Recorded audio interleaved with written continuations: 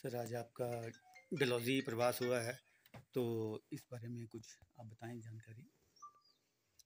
जैसा आपको जानकारी है, मैं 3 दिन के चंबा ज़िला के दौरे पर हूँ और 2 दिन जो है मेरा जो चुनाव क्षेत्र है भटियात, उसमें था मैं।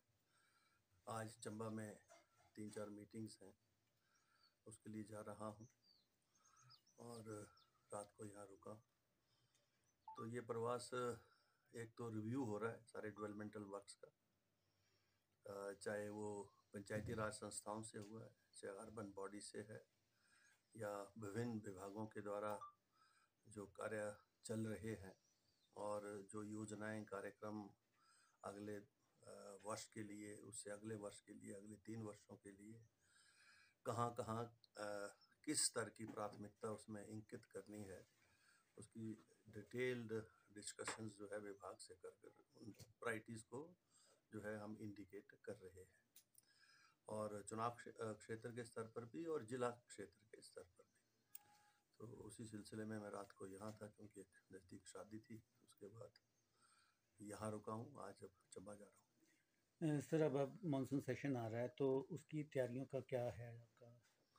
मानसून सत्र क्योंकि वो होना है अभी और 28 फरवरी हमारा लास्ट सेशन हुआ है, बजट सेशन, और 6 महीने के अंतराल में दोबारा से असेंबली को कन्वीन करना पड़ता है।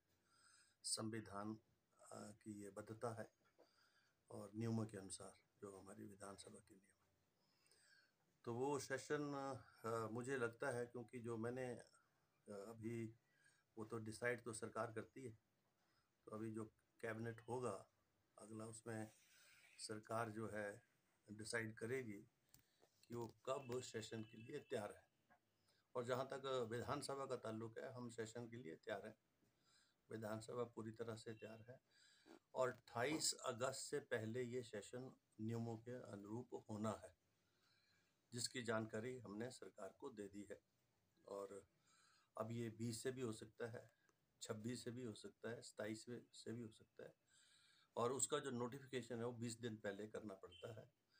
तो जैसे ही वो डेट सरकार जो है कन्वे करेगी विधानसभा को, तो उस 20 दिन के अंतराल में हम उसको नोटिफिकेशन कर देंगे। तो most probably it will be somewhere in the end of अगस्त।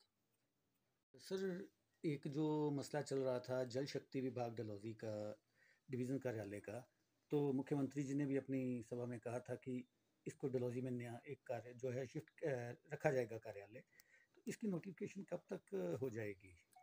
अब ये माननीय मुख्यमंत्री जी ने चुनाव के दिनों में कहा था और चूँकि जैसा आप जानते हैं कि जो भटियात चुनाव क्षेत्र है, जिसका क्षेत्रफल लगभग 250-300 किलोमीटर के करीब है और वो उसकी शुरुआत हटली से होती है, सिमड़ियों तक जाती है, तो उस दृष्टि से चौड़ी में आईपीएच का डिवीज़न खुला है।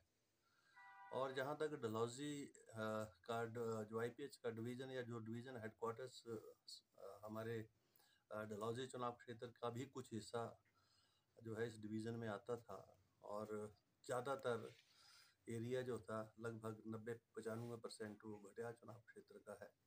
हेडक्वार्टर्स सारे डलहौज़ी में हैं और वर्तमान परिस्थितियों के मुताबिक, आवश्यकता के मुताबिक और जो योजनाएं, जो स्कीमें चल रही हैं, उसके रख रखाव की दृष्टिगत चौड़ी में जो है इसकी ज़रूरत भी है और खुला भी है।